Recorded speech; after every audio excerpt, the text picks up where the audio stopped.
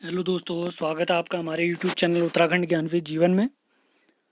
रात 8 बजे हमारी जो उत्तराखंड वन दरोगा भर्ती परीक्षा के लिए सीरीज चल रही थी, उसी को आगे बढ़ाते हुए आज हम देखेंगे विज्ञान के महत्वपूर्ण 200 वन लाइनर का भाग 1। तो ऐसे ही 5 या 6 पार्ट्स आपके लिए लाए जाएंगे। अब एग्ज़ाम की डेट नज़दीक आ रही है, एक आध दिन में हमारा एडमिट कार्ड भी आ जाएगा। तो जो 200 वन लाइनर है, मान के चलिए 2 प्रैक्टिस सेट की तरह है, जिसमें क्वेश्चन लिखे हैं, उनके आंसर, क्वेश्चन आंसर ऐसे लिखे हुए हैं, जिसमें फिजिक्स, केमिस्ट्री, बायो और जो हमारे सिलेबस में मेंशन है पर्यावरण, तो उनसे रिलेटेड सारे सवाल हैं। तो बहुत ध्यान पूर्वक सुनना है, नोट डाउन जरूर करना है। ये मान के चलिए हमारे पास 1000 से लेकर 1200 इंपॉर्टेंट सवाल बनने वाले हैं। कल भी एक 200, अगला जो लेक्चर आएगा वो भी 200 नंबर के वन लाइनर का ही आएगा। इसके बाद जो अगला वीडियो आएगा, जो हमारे क्लास 10th की बायो बची हुई है उसका वीडियो आएगा, जिसमें एक ही वीडियो हम कंप्लीट बायो कर लेंगे 10th की। तो पुराने वीडियो जो हमारे टॉपिक वाइज वीडियो हैं वो सारे ज़रूर देखिए पिछले, तो बहुत फ़ायदा होगा आपको। अब क्या है, रिवीजन का टाइम है, सारी चीज़ें रिवाइज भी ज़रूर करें। तो स्टार्ट करते हैं। सबसे पहला सवाल है, परमाणु के नाभिक में स्थित है, क्या स्थित है? न्यूट्रॉन और प्रोटॉन। अगले पॉइंट पे चलते हैं, नाभिकीय परमाणु मॉडल किसने प्रस्तुत किया था? ये हमारे रदरफोर्ड ने प्रस्तुत किया। अगले सवाल पे चलते हैं, द्रव्यमान संख्या यानी एटॉमिक मास किसके बराबर होता है? ये प्रोटॉन और न्यूट्रॉन के बराबर होता है।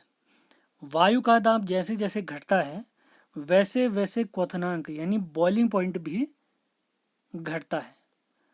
अगले सवाल पे चलते हैं, गैस का द्रव में परिवर्तन, गैस से अगर लिक्विड अगर प्राप्त होता है तो उसे क्या कहते हैं? संघनन कहते हैं, कंडेंसेशन। अगला पॉइंट है, वह ताप जिस पर ठोस द्रव में परिवर्तित हो जाता है उसे द्रवणांक कहते हैं। 4 ऑप्शन थे हमारे पास, तत्व कौन सा नहीं है? तो तत्व जैसे धातु है, धातु, उपधातु, वो सारे तत्व हैं। तो कोलाइड क्या नहीं है? कोलाइड एक प्रकार तत्व नहीं है, ये मिश्रण है, शुद्ध पदार्थ नहीं है। ऑप्शन थे हमारे पास जैसे, तो गंगा जल हमारा शुद्ध पदार्थ नहीं है। अगले पॉइंट पे चलते हैं, शुद्ध पदार्थ है कौन सा? हमारा स्रावित जल एक प्रकार का शुद्ध पदार्थ है। 18 ग्राम जल में ऑक्सीजन की कितनी मात्रा होती है? तो ऑक्सीजन की 16 ग्राम होती है।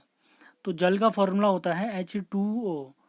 ओ का जो एटॉमिक मास होता है वो 16 होता है, हाइड्रोजन का 1 होता है, तो 2 है, तो इसके 2 ग्राम हो गया। तो 16 और 2 ग्राम कितना हो गया? 18 ग्राम। तो 16 ग्राम क्या है? ऑक्सीजन है। अगले पॉइंट पे चलते हैं, जल में कितना प्रतिशत हाइड्रोजन है? 11.1%। H2O टोटल कितने ग्राम था? ये 18 ग्राम था। अभी पूछते हैं हाइड्रोजन कितने ग्राम है? हाइड्रोजन 2 ग्राम था। अब इसको परसेंटेज में चेंज करना है तो 100 से गुणा करें। 2 से कितनी बार कटेगा? 9 बार कटेगा। 9 से 100 को डिवाइड करेंगे तो 11.1% आएगा। अगले पॉइंट पे चलते हैं, कौन सा तत्व मुक्त परमाणु के रूप में पाया जाता है? ये ऑर्गन है। लिटमस विलियन जो बैगनी रंग का रंजक होता है, यह किस पदार्थ का बना? यानी जो लिटमस पेपर हो किसका बना होता है? ये लाइकेन का बना होता है। कौन सा सूचक की तरह इस्तेमाल नहीं किया जा सकता है? तो मूली एक प्रकार के सूचक की तरह यूज नहीं किया जा सकता है। ऑप्शन थे हमारे इसमें, जैसे अम्ल है, क्षार है, मूली है, इनमें से कोई नहीं, तो मूली को यूज़ नहीं किया जा सकता है। पोटास एलम क्या होते हैं? ये एक द्विक लवण लवण होते हैं, द्विक लवण होते हैं ये। अगला पॉइंट है, एसिटिक अम्ल एक दुर्बल अम्ल है, क्यों है? क्योंकि यह कम आयनाइज्ड होता है। अगले पॉइंट पे चलते हैं, अमलगम एक मिश्र धातु है जिसमें एक धातु होता है, तो कौन सा होता है? पारा होता है। कौन सा पदार्थ ऑक्सीजन से संयोग नहीं यानी मिलता नहीं है? गोल्ड। कौन विद्युत का सर्वोत्तम सुचालक है? बेस्ट कंडक्टर ऑफ लाइट, तो चांदी है। अगला पॉइंट है, बॉक्साइट किस धातु का मुख्य अयस्क है? किस धातु का ओर है बॉक्साइट? यानी बॉक्साइट का परिष्करण करेंगे यानी इस पर प्रोसेसिंग करेंगे तो हमें एल्यूमिनियम प्राप्त होगा। अगले पॉइंट पे चलते हैं, एथेन का आणविक सूत्र C2H6 है, तो इसमें कितने सहसंयोजक आबंध हैं? तो 7 हैं। 6 तो हाइड्रोजन के साथ, 1 कार्बन के साथ। ब्यूटेनॉन यौगिक है चतुष कार्बन जिसका प्रतिकार्य समूह है कीटोन, यानी कीटोन का हिस्सा है ब्यूटेनॉन यौगिक। कार्बन हाइड्रोजन से संयोग करके क्या बनाता है? हाइड्रोकार्बन, यानी हाइड्रोजन और कार्बन मिलकर हाइड्रोकार्बन बनाते हैं। वायुमंडल में CO2 गैस की उपस्थिति कितना है? 0.03%। सबसे ज़्यादा अगर पूछेंगे तो सबसे ज़्यादा है हमारा नाइट्रोजन। आवर्त सारणी के उदग्र यानी ऐसे जो स्तंभ होते हैं हमारे, ऐसे वाले, इनको क्या कहते हैं? इनको वर्ग कहते हैं, ग्रुप कहते हैं, या समूह भी कहते हैं। आवर्त सारणी के पहले ग्रुप के जो सदस्य हैं इन्हें एल्कलीन मेटल कहते हैं। आवर्त सारणी में शून्य समूह का तत्व है। हीलियम एक शून्य समूह का तत्व है जिसको 18वां समूह भी कहते हैं। मीथेन में कितने सहसंयोजक बंधन होते हैं? 4 होते हैं और मीथेन का फॉर्मूला CH4 है। लोहा को जिंक से लेपित करने की क्रिया को क्या कहते हैं? गैल्वेनाइजेशन कहते हैं, जिसमें जिंक की परत चढ़ाई जाती है हमारे लोहे में ताकि इसको कोरोजन या संक्षारण से बचाया जाए। गैल्वनीकरण को हिंदी में यशद लेपन कहते हैं। अगला पॉइंट है, जस्ता तथा तनु HCl की अभिक्रिया के फलस्वरूप हमें जो गैस प्राप्त होती है वो है हाइड्रोजन। वैश्विक ऊष्मीकरण यानी ग्लोबल वार्मिंग के लिए कौन सी गैस उत्तरदायी है? SO2। नवीकरणीय संसाधन नहीं है, कोयला नहीं है। नवीकरणीय संसाधन मतलब रिन्यूएबल एनर्जी, जैसे पवन ऊर्जा, विंड एनर्जी, सोलर एनर्जी। भूमि प्रदूषण का क्या अर्थ है? भूमि के उपयोगी घटकों की कमी। अगले पॉइंट पे चलते हैं, मिट्टी की उर्वरता के संरक्षण के लिए क्या आवश्यक है? फसल चक्रण आवश्यक है, इससे इसकी फर्टिलिटी बढ़ेगी। तारक केंद्र का क्या कार्य है? इसका कार्य है तर्कु निर्माण करना। झिल्लियों से घिरा हुआ कोशिका द्रव्य में पाया जाने वाला अंगक, जिसमें पाचन रसायन का एंजाइम भी पाए जाते हैं, इसे लाइसोसोम कहते हैं। अगले 37वें पॉइंट पे चलते हैं, पादप और जंतु कोशिका में प्रमुख अंतर क्या है? पोषण संबंधी अंतर है। सबसे लंबी कोशिका कौन सी है? तंत्रिका कोशिका यानी नर्व सेल। अगले पॉइंट पे चलते हैं, पौधे में सबसे लंबी कोशिका है रेशे यानी फाइबर। कॉर्क में किसके जमाव के कारण अतिरिक्त सुरक्षा उत्पादन होती है? यह है सुबेरिन। वाहिनी विसेल्स एवं कंपेनियन कोशिकाओं यानी सखी कोशिकाएं किसमें जाइलम एवं फ्लोएम में पाई जाती हैं? किसके जाइलम और फ्लोएम में पाई जाती हैं? ये है एंजियोस्पर्म। अगला पॉइंट है, अंतर्वेशी ऊतक के लिए सही है। घास के पर्व के ऊपर पाए जाते हैं अंतर्वेशी ऊतक। अगला पॉइंट है, जीवों को किसने 5 जगत में वर्गीकृत किया? ये है R.H. व्हीटेकर। अगले पॉइंट पे चलते हैं, प्रोटिस्टा जगत के सदस्यों में नहीं पाया जाता है, केंद्रक झिल्ली नहीं पाई जाती है। फफूंद के एक कोशिकी या बहुकोशिकी जटिल तंतुनुमा शरीर को संयुक्त करने के लिए क्या पाया जाता है? इसमें हाइफे पाया जाता है। फफूंद जगत का सदस्य नहीं है, एक्टियोमाइस सीरीज नहीं है। एड्स का कारक क्या है? HIV है। इंसुलिन की कमी से शरीर में होने वाला रोग है मधुमेह। किसी भी शरीर का स्वस्थ रहना किन किन बातों पर निर्भर करता है? ये निर्भर करता है प्रदूषण रहित वातावरण पर। एनीमिया नामक बीमारी किस पोषक तत्व की कमी से होती है? ये आयरन की कमी से होती है। तो 50 पॉइंट हम निपटा चुके हैं। अगले पॉइंट पे चलते हैं, जैव अमिश्रीकरणीय पदार्थ है DDT। अगला है, ओजोन परत पाई जाती है स्ट्रेटोस्फीयर यानी समताप मंडल में। एक जलीय आहार श्रृंखला है जिसमें शैवाल, जलीय कीट और मछली हैं। यानी जो जलीय कीट है वो किसका भक्षण करती हैं? शैवाल का। और जलीय कीटों का भक्षण कौन करती है? मछली। यानी मछलियां जलीय कीट खाएंगे और जलीय कीट शैवाल को खाएंगे। उपभोक्ता की श्रेणी में हम किसको रखेंगे? जंगली जानवरों को रखेंगे। द ओरिजिन ऑफ स्पीसीज नामक पुस्तक किसने लिखी है? ये डार्विन ने लिखी है। मनुष्य में कितने जोड़े गुणसूत्र पाए जाते हैं? 23 जोड़े यानी 46 गुणसूत्र पाए जाते हैं। क्रोमोसोम्स, कीटों के पंख, चमगादड़ के पंख किस तरह के अंग हैं? समवृत्तीय अंग हैं। वर्तमान प्राणियों में कुछ संरचनाएं ऐसी पाई जाती हैं जिनका शरीर में अब कोई उपयोग नहीं रह गया है, ऐसी संरचनाओं को क्या कहते हैं? अवशेषी अंग कहते। अगले पॉइंट पे चलते हैं। पुष्पी पादपों में लैंगिक जनक होता है फूलों के द्वारा, सेक्सुअल रिप्रोडक्शन। मा, मानव मादा के जनन तंत्र का भाग नहीं है, शुक्रवाहिका इसका भाग नहीं है। शुक्रवाहिका ये हमारे पुरुष का हिस्सा होता है। अगला है एक लिंगी पादप का उदाहरण है पपीता है। अगला है मुकुलन द्वारा प्रजनन किसमें होता है? ये यीस्ट में होता है, मुकुलन। इसके बारे में हम जो बायो की हमारी क्लास आने वाली है उसमें सीखेंगे। हार्मोन स्रावित होता है अंतःस्रावी ग्रंथि में। ग्वाइटर अथवा घेंगा पनपता है आयोडीन की कमी से। थायरोक्सिन का स्रावण कहाँ होता है? थायराइड में होता है। वह संरचना जो उद्दीपन की पहचान यानी टच की पहचान करती है उसे ग्राही कहते हैं। ग्राही माने और रिसेप्टर। अगले पॉइंट पे चलते हैं। पौधों में वाष्पोत्सर्जन यानी वेपराइजेशन किस भाग में होता है? पत्ते वाले भाग में होता है। मनुष्य में वृक्क एवं वृक्क तंत्र जो भाग है वो किससे रिलेटेड है? उत्सर्जन से रिलेटेड है। पौधे के वायवीय भागों में जल के निष्कर्ष की क्रिया वाष्पोत्सर्जन कहलाती है। अगले पॉइंट पे चलते हैं। वह प्रक्रम जिसके द्वारा शरीर का उत्पादन कार्य होता है या शरीर में जो नॉर्मल कार्यक्रम होते हैं वो होता है हमारा श्वसन की वजह से। पोषण कार्यक्रम होता है ये हमारे श्वसन से होता है। सदिश राशि कौन सी है? विस्थापन एक सदिश राशि है। त्वरण का मात्रक है वेग परिवर्तन की दर को, यानी जो विस्थापन होता है और उसको टाइम से डिवाइड कर देंगे। विस्थापन का फॉर्मूला होगा मीटर पर सेकंड, और एक और सेकंड है साथ में तो मीटर पर सेकंड इसका फॉर्म ये मात्रक हो गया, यूनिट हो गई। वेग का मात्रक हो गया मीटर पर सेकंड यानी वेलोसिटी। न्यूटन किसका मात्रक है? ये फोर्स का मात्रक है। 1 न्यूटन बराबर 1 kg मीटर पर सेकंड स्क्वायर। जड़त्व का गुण यानी इनर्शिया प्रत्येक वस्तु में होता है। जिस वस्तु का जितना अधिक द्रव्यमान होगा उसका उतना अधिक क्या होगा? जड़त्व होगा। 1 पास्कल किसके बराबर होता है? न्यूटन प्रति मीटर स्क्वायर के बराबर होता है। संपर्क क्षेत्रफल को कम करने पर दाब बढ़ता है। जल में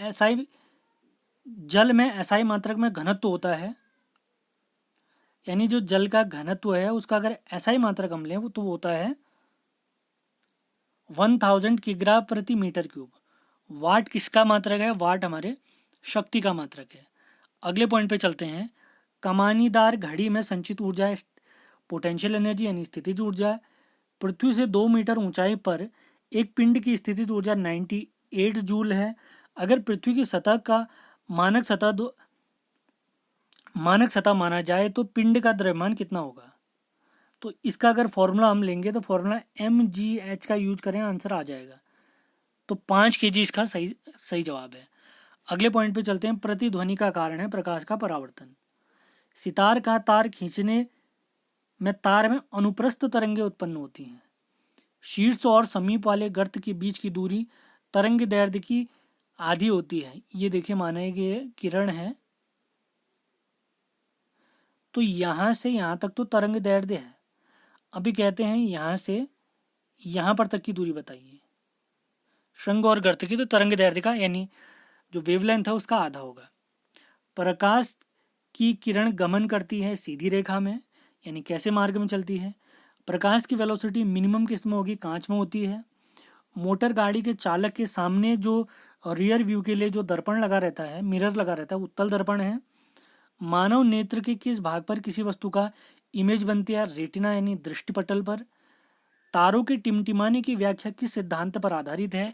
ये हमारे अपवर्तन पर आधारित है। अगले पॉइंट पे चलते हैं।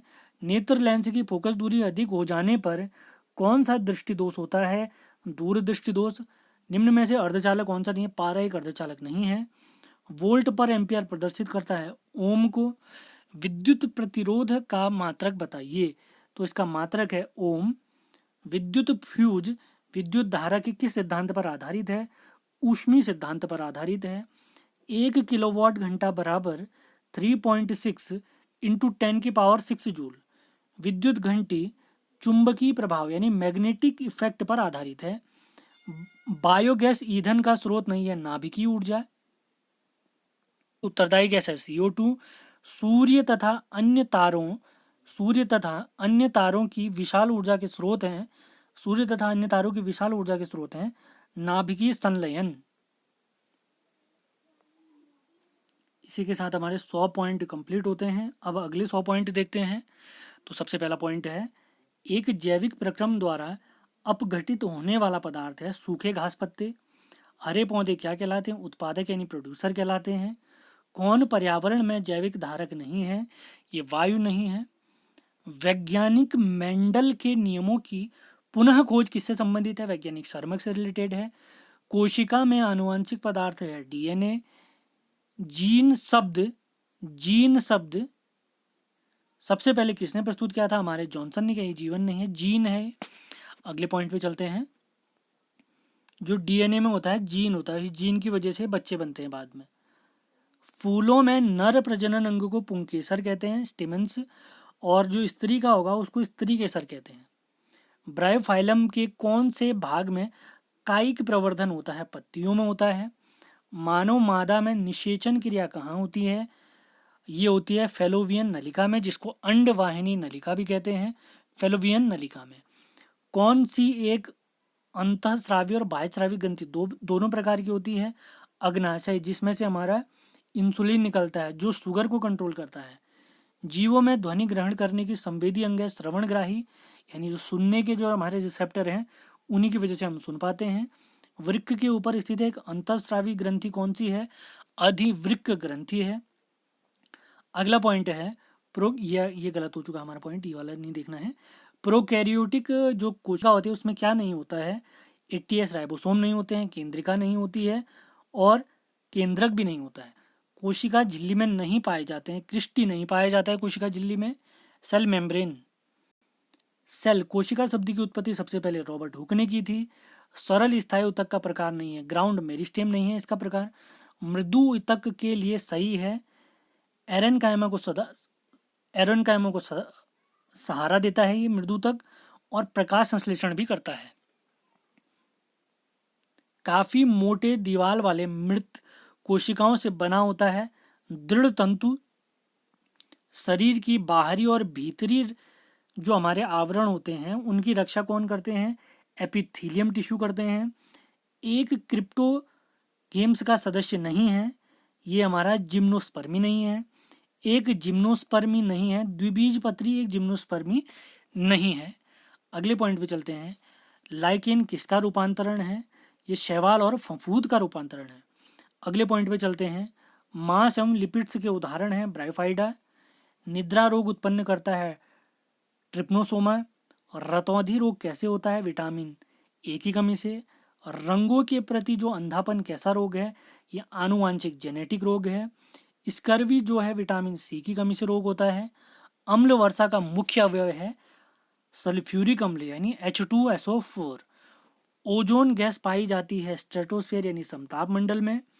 पृथ्वी के ऊपरी उपजाऊ सतह को जो चट्टानों के अवशय से बनती है उसको मृदा यानी सॉइल कहते हैं। स्मॉग क्या है? कोहरा और धुएं का मिश्रण है। पेचिस या डिसेंट्री किसके संक्रमण से होता है? जीवाणु और प्रोटोजोआ की वजह से। किस जंतु में उत्सर्जी अंग के रूप में ज्वाला कोशिकाएं पाई जाती हैं? टेप वर्म में पाई जाती हैं। ट्रैकिया और अर्धवाहिनी में पाए जाते हैं पक्षाभ एपिथीलियम पाए जाते हैं। ER जुड़ा रहता है गोल्जी काय और कोशिका झिल्ली और केंद्रक झिल्ली से। अगले पॉइंट पे चलते हैं। कौन सी क्रिया सभी जीवों के लिए अनिवार्य है? श्वसन यानी सांस लेना है। मैग्नीशियम पाया जाता है, क्लोरोफिल में मैग्नीशियम पाया जाता है। मानव हृदय में पाए जाते हैं 4 वेश्म पाए जाते हैं। प्रकाश संश्लेषण द्वारा किसकी प्राप्ति होती है? ग्लूकोज की प्राप्ति होती है C6H12O6। कौन सा उत्पाद लेड नाइट्रेट को गर्म करने पर प्राप्त होता है? NO2 और O2। एक रिएक्शन है Fe2O3 + 2L, इससे मुझे जो उत्पाद यानी रिजल्टेंट प्राप्त होता है Al2O3 + 2Fe।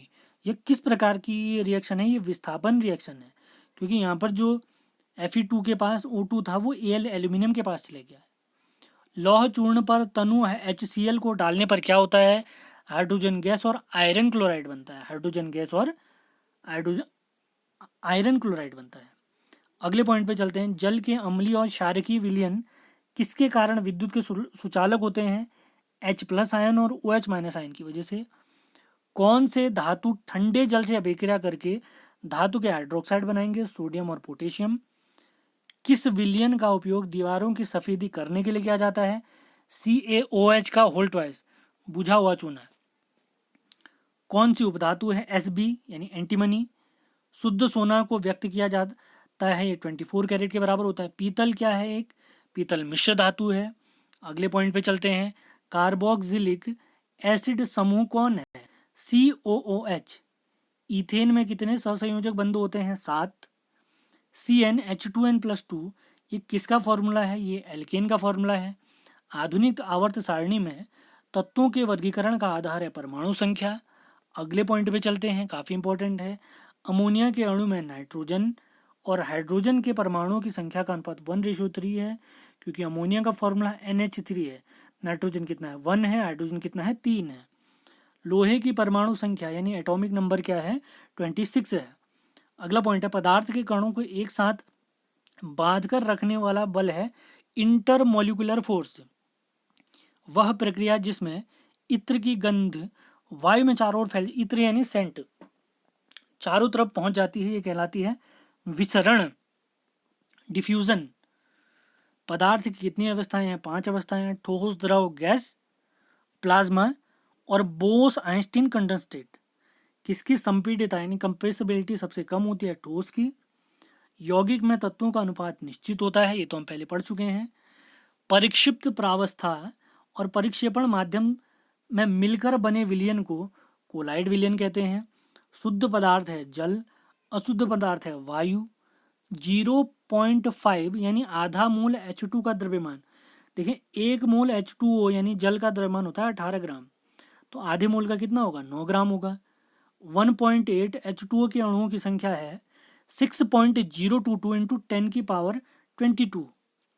अगला पॉइंट है, टोटल 165 पॉइंट हो चुके हैं हमारे। कार्बन डाइऑक्साइड के सभी नमूनों में कार्बन और ऑक्सीजन के द्रव्यमानों का अनुपात हमेशा 3.8 रहता है।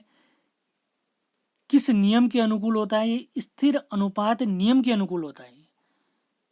किस वैज्ञानिक के अनुसार परमाणु अविभाज्य है यानी इसको तोड़ा नहीं जा सकता है? डाल्टन के अनुसार। रदरफोर्ड का अल्फा कण प्रकीर्णन प्रयोग किसकी खोज के लिए उत्तरदायी था? परमाणु केंद्रक, या जिसको हम नाभिक कहते हैं। नाभिक वही है जिसमें प्रोटॉन और न्यूट्रॉन होते हैं। एक तत्व के समस्थानिक, समस्थानिक मतलब आइसोटोप, जैसे 1H1, 1S2, 1S3, न्यूट्रॉनों की अलग अलग संख्या होती है उनमें। सोडियम का सही इलेक्ट्रॉनिक कॉन्फ़िगरेशन है 2,8,1। मोटर कार के हेडलाइट में किसका प्रयोग होता है? अवतल दर्पण का प्रयोग होता है। अगला पॉइंट है, समतल दर्पण द्वारा बना प्रतिबिंब कैसा होता है? काल्पनिक होता है। लेंस की क्षमता का SI मात्रक है डायोप्टर। अगले पॉइंट पे चलते हैं, नेत्र में किसी वस्तु का बना प्रतिबिंब कैसा होता है? वास्तविक, उल्टा और छोटा होता है। और कहाँ पर बनता है? रेटिना पर बनता है, जिसको दृष्टिपटल भी कहते हैं। जो नेत्र निकट स्थित वस्तुओं को स्पष्ट नहीं देख पाता है तो उसे निकट दृष्टि दोष है। श्वेत प्रकाश की किरण जब किसी प्रिज्म से होकर गुजरता है तो कौन सा रंग यानी वर्ण सबसे अधिक विचलित होता है? बैगनी होता है। और सबसे कम विचलित होता है हमारा लाल कलर। विभव पोटेंशियल का मात्रक क्या है? तो ये है हमारा वोल्ट। 100 वाट 220 वोल्ट के विद्युत बल्ब के तंतु का प्रतिरोध क्या होगा? 484 ओम होगा। विद्युत शक्ति का मात्रक है वाट। लघुपथन के समय परिपथ में, लघुपथन माने शॉर्ट सर्किट के समय परिपथ में विद्युत धारा का मान क्या होता है? बहुत अधिक बढ़ जाएगा। डायनमो का सिद्धांत किस पर आधारित है? विद्युत चुंबकीय प्रेरण पर, इलेक्ट्रोमैग्नेटिक इंडक्टेंस पर आधारित है। अगले पॉइंट पे चलते हैं। विद्युत बल्ब में कौन सी गैस भरी होती है? निष्क्रिय यानी उत्कृष्ट गैसें, नॉन रिएक्टिव गैसें भरी रहती हैं इसमें, जैसे ऑर्गन, न्यून, ये सारी चीज़ें। नाभिकीय विखंडन को नियंत्रित करने के लिए किसका प्रयोग होता है? कैडमियम का प्रयोग होता है।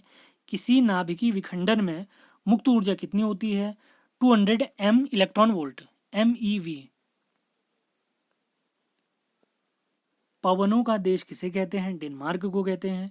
किस समय अंतराल में विस्थापन का परिमाण उस समय अंतराल में वेग द्वारा किसी समय अंतराल में विस्थापन का परिमाण उस समय अंतराल में वस्तु द्वारा तय की गई दूरी से कम हो सकता है। ज़्यादा नहीं होगा, या तो बराबर ही होगा या कम होगा, जीरो भी हो सकता है। सरल रेखीय पथ पर गतिशील कण की समय पर स्थिति x है, तो x बराबर टू टी है, तो कण का वेग समान रहेगा, त्वरण बिल्कुल शून्य होगा। अगले पॉइंट पे चलते हैं। सरल रेखीय पथ पर गतिशील कण की समय पर स्थिति x बराबर 5t, तो कण का औसत वेग और वेग समान है। सरल रेखीय गति एक ऐसी कंडीशन है जहां पर त्वरण हमारा जीरो हो सकता है, ये ध्यान देंगे। और जब ये जीरो कब होगा, जब वेग बिल्कुल समान होगा। वेग परिवर्तन के दर को त्वरण कहते हैं, और वेग में चेंज ही नहीं होगा तो त्वरण कैसे उत्पन्न होगा, एक्सेलरेशन कैसे बढ़ेगा। जब किसी वस्तु की गति त्वरित होती है तो उस पर हमेशा कोई ना कोई फोर्स काम करता है, force equal to m into a. अगले पॉइंट पे चलते हैं। गति करने के लिए स्वतंत्र किसी वस्तु पर कोई बल लगाएगा। यदि बल का परिमाण तथा वस्तु का द्रव्यमान ज्ञात हो तो न्यूटन के दूसरे नियम की सहायता से हम त्वरण ज्ञात कर सकते हैं, क्योंकि फॉर्मूला क्या है, F equal to m into a. अगले पॉइंट पे चलते हैं। यदि गति करने के लिए स्वतंत्र 1 kg द्रव्यमान की वस्तु पर 1 न्यूटन बल लगाया जाए तो उस पर 1 मीटर पर सेकेंड स्क्वायर का त्वरण आएगा, यानी एक्सेलरेशन आएगा। आपेक्षिक घनत्व का मात्रक क्या होता है, इसका कोई मात्रक नहीं होता है, क्योंकि ये दो घनत्वों का क्या होता है, अनुपात होता है। उत्प्लावन बल, ब्यूएंसी वाला जो इफेक्ट हमने पढ़ा था, जब वस्तु को पानी में डुबाते हैं तो वस्तु अचानक ही ऊपर की तरफ को भी आती है, तो उसमें पानी के द्वारा जो फोर्स लगाया जाएगा या द्रव के द्वारा जो फोर्स लगाया जाएगा उसको ही उत्प्लावन बल कहते हैं। तो उत्प्लावन बल होता है वस्तु द्वारा विस्थापित द्रव के भार के बराबर ही ये होता है। रुई और पत्थर को मुक्त पतन के लिए, मुक्त फ्रीली इसको अगर छोड़ने पर रुई की अपेक्षा पत्थर तेजी से गिरकर जमीन पर पहले पहुंचता है, इसका कारण है ग्रेविटेशनल फोर्स। अगले पॉइंट पे चलते हैं। बराबर द्रव्यमान के दो पिंड 3v और 2v के वेग से चल रहे हैं तो इनकी गतिज ऊर्जा का अनुपात क्या होगा, 9:4 होगा। क्योंकि काइनेटिक एनर्जी का फॉर्मूला क्या होता है, हाफ एम वी स्क्वायर। तो हाफ एम वी स्क्वायर दोनों का हम रेशियो निकालेंगे, हाफ से हाफ खत्म, एम से एम खत्म, हमारे पास वी स्क्वायर और वी स्क्वायर बचा हुआ है। तो पहला वी कितना है, 3v स्क्वायर, और दूसरा वी क्या है, 2v स्क्वायर। अब मैं चाहूँ तो वी से वी को भी कट कर सकते हैं, कोई दिक्कत नहीं है। 3 का स्क्वायर कितना है, 9, 2 का स्क्वायर कितना है, 4, तो 9:4 इज द राइट आंसर। अगले पॉइंट पे चलते हैं। अपने सिर पर 20 kg का बक्सा उठाए कोई कुली क्षैतिज प्लेटफॉर्म पर 50 मीटर चलता है तो गुरुत्व बल के विरुद्ध कुली द्वारा किया गया कार्य कितना होगा, 0 जूल होगा, ये हम पहले पढ़ चुके हैं। यदि किसी गतिमान वस्तु की चाल को 2 गुना कर दिया जाए तो गतिज ऊर्जा 4 गुनी हो जाएगी, ये भी हम पहले पढ़ चुके हैं। हाफ एम वी स्क्वायर लगाइए, आपको पता चल जाएगा। एक तरंग की आवृत्ति 100 हर्ट्ज है तो इसका आवर्तकाल होगा 0.01 सेकेंड, क्योंकि एक दूसरे के रेसिप्रोकल होते हैं। एफ इक्वल टू यानी आवृत्ति इक्वल टू 1 आवर्तकाल, टाइम पीरियड। वाई में ध्वनि तरंगे अनुदैर्ध्य यानी लॉन्गिट्यूडिनल है। आवृत्ति तथा आवर्तकाल का गुणनफल किसके बराबर होता है, 1 के बराबर होता है। तो इसी के साथ हमारे 2 मॉडल पेपर या 2 प्रैक्टिस सेट या 200 सवाल हमारे समाप्त होते हैं। उम्मीद है आपको ये सेशन पसंद आया होगा। पसंद आया होगा तो कृपया करके इसको ज़रूर शेयर करें। तो ऐसे 5 से 6 वीडियो हम और लाने वाले हैं, और पुराने वीडियो जो हमने पहले पढ़े हैं उनको ज़रूर देखिए, आपको बहुत फ़ायदा होगा। अब आखिरी हफ्ता बचा हुआ है, अगले फ्राइडे से हमारे एग्ज़ाम स्टार्ट हो जाएंगे। तो पुराने वीडियो देखिए, अपना रिवीजन करिए, बार बार 3-3 4-4 बार रिवाइज करिए सारी चीज़ों को, तब जाके वहाँ पे सही आंसर लगा पाएंगे। और ये 1 लाइनर ज़रूर देखिए, 5 से 6 वीडियो ऐसे ही आएंगे आपके पास। तो अगर ये सेशन आपको पसंद आता है तो इसको लाइक शेयर ज़रूर करें। चैनल पे नए हैं तो सब्सक्राइब ज़रूर करें। धन्यवाद।